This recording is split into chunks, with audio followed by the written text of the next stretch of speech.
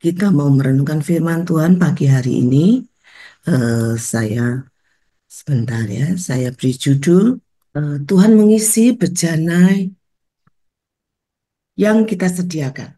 Ya, kita mau belajar pagi hari ini. Saya ambil dari 2 Raja-Raja 4 ayat 1 sampai 7. Ini sangat familiar sekali di telinga kita firman Tuhan ini dan sangat sering kita dengar ya. Cerita, saya menceritakan secara singkat saja. Dikatakan bahwa ini tentang seorang janda. Temanya, eh, judul perikopnya adalah minyak seorang janda. Dikatakan ini diceritakan bahwa salah seorang janda, seorang istri dari Nabi, mengadukan halnya kepada Nabi Elisa. Ya. Dia berkata di ayat 1 dikatakan begini, saya bacakan saja ya. Salah seorang dari istri para nabi mengadukan halnya kepada Elisa sambil berseru, "Hambamu, suamiku sudah mati dan engkau ini tahu bahwa hambamu ini takut akan Tuhan. Tetapi sekarang penagih hutang sudah datang untuk mengambil kedua orang anakku menjadi budaknya." Jawab Elisa kepadanya, "Apakah yang dapat kuperbuat bagimu? Beritahukanlah kepadaku apa-apa yang kau punya di rumah." Berkatalah perempuan ini, "Hambamu tidak punya sesuatu apapun di rumah, kecuali sebuah buli-buli berisi minyak." Lalu berkatalah Elisa, "Pergilah, mintalah bejana dari luar daripada segala tetanggamu, bejana-bejana kosong, tetapi jangan terlalu sedikit. Kemudian masuklah, tutuplah pintu, sesudah engkau dan anak-anakmu masuk, lalu tuanglah minyak itu ke dalam segala bejana. Mana yang penuh, angkatlah." Pergilah perempuan itu daripadanya, ditutupnyalah pintu sesudah ia dan anak-anaknya masuk, dan anak-anaknya mendekatkan bejana-bejana kepadanya, sedang ia terus menuang.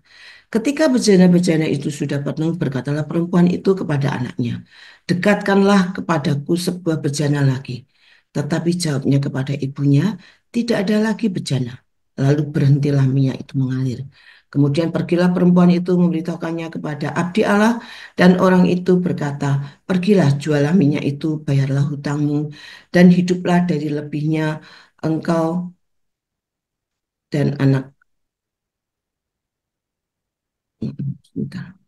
Engkau serta anak-anakmu." Ini ini cerita tentang istri hamba Tuhan. Ya. Permasalahan yang dihadapi oleh seorang istri hamba Tuhan. Ini bercerita tentang anak-anak Tuhan. Keadaan yang dialami oleh anak-anak Tuhan. Ibu ini mempunyai masalah, dia punya masalah banyak hutang. Ya, suaminya sudah meninggal.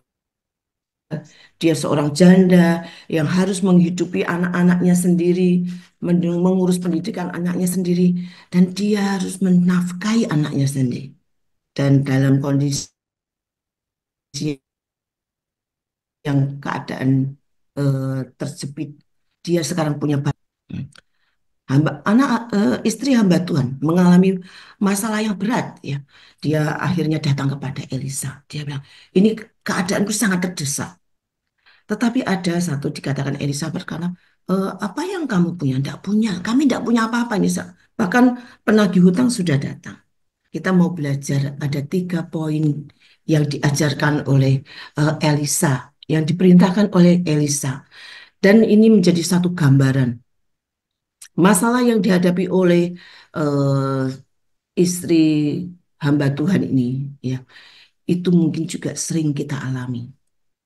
Ya, dikatakan yang pertama itu perintah Elisa, dia katakan kepada hamba Tuhan, janda ini berkata, "Pergilah, mintalah bejana dari luar, tetapi jangan terlalu sedikit." Ya, jadi yang pertama ini janda ini diminta untuk pergi, minta kepada tetangganya bejana-bejana. Ya. Dia mengusahakan, waktu dia pergi, dia harus mengusahakan untuk mendapatkan buli-buli yang kosong.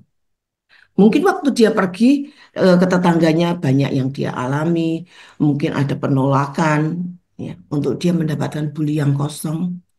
Mungkin dia harus menekan egonya untuk mendapatkan buli yang kosong. Ya.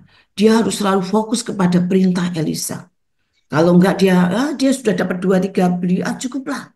Tapi dia ingat, Elisa ini mengatakan bahwa eh, jangan terlalu sedikit. Jadi dia harus mengusahakan sedemikian rupa supaya dia mendapat buli-buli yang kosong. Ada satu usaha yang dia kerjakan untuk mendapat buli yang kosong. Ya.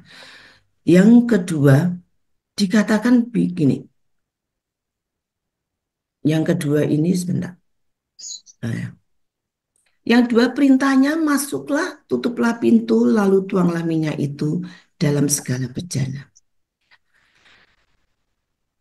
Hamba tuh janda ini diminta untuk setelah dapat dia harus masuk rumah, tutup pintu. Di sini berbicara masalah setelah dia mendapatkan buli yang kosong, dia datang kepada Tuhan, berperkara dengan Tuhan untuk setiap masalahnya. Ini ada buli yang kosong Tuhan.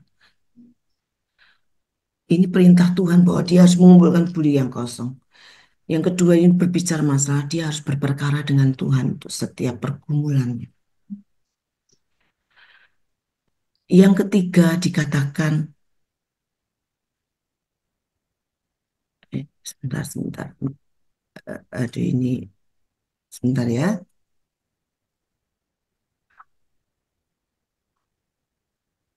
lari-lari ini.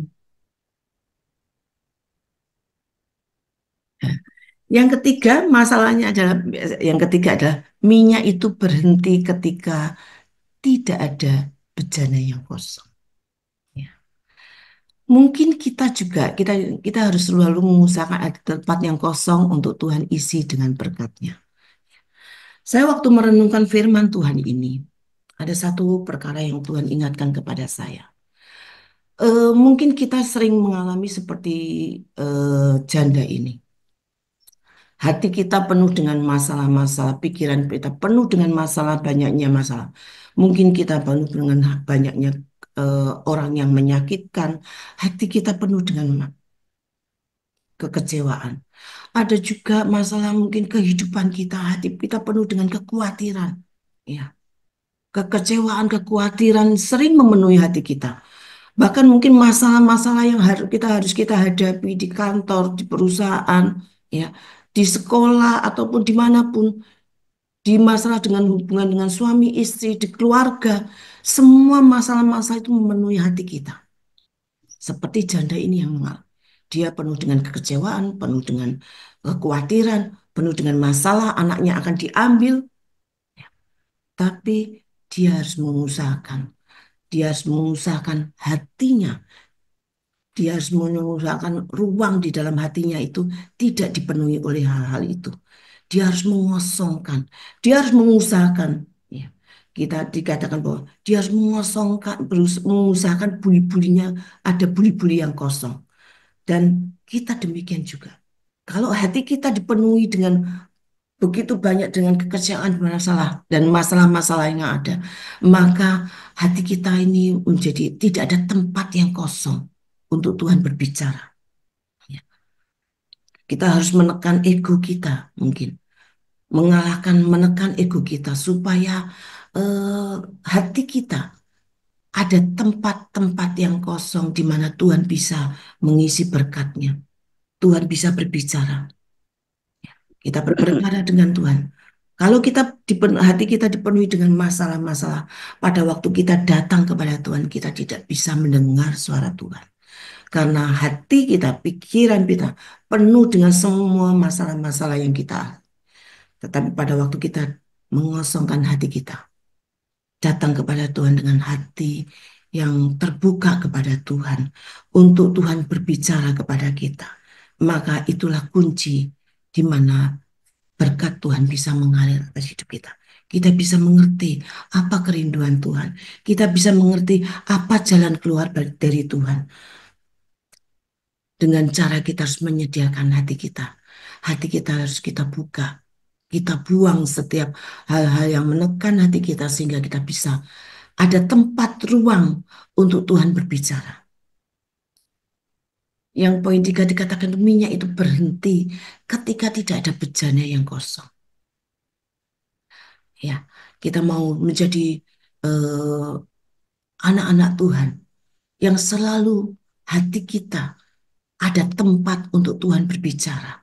Apapun masalah kita, apapun pergumulan kita, tetapi hati kita ini punya tempat untuk Tuhan berbicara. Ada tempat yang kosong untuk Tuhan isi dengan apa yang Tuhan mau lakukan dalam hidup kita.